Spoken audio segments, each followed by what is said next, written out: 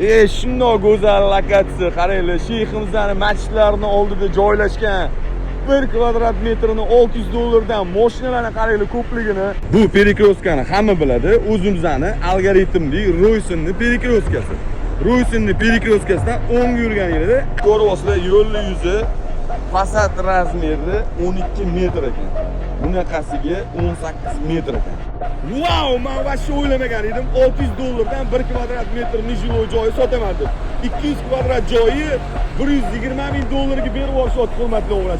Oldida meni yana gideta 1,5 sotu tank uchun joylar bor. Shayximizning masjidining oldida joylashgan.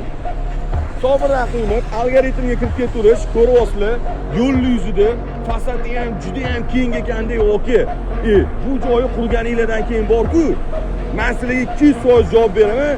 $2,000 dan kvadrat metrini nijiloy joyga sotib o'rasizlar akalar. Kelajagi bor joy, investitsiya qilish qayd keldi, okay? Men sizga nijiloy qurash, birinchi etaj, ikkinchi etaj, uchinchi etaj, mana bitta mashinalarni qo'yish uchun joylar ham bor ekan.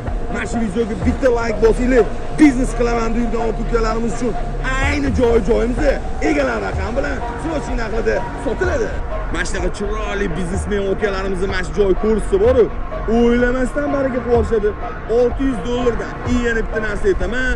110,000 narxlashibdi, bir 10 ta joydan $110,000 beraman dedilar.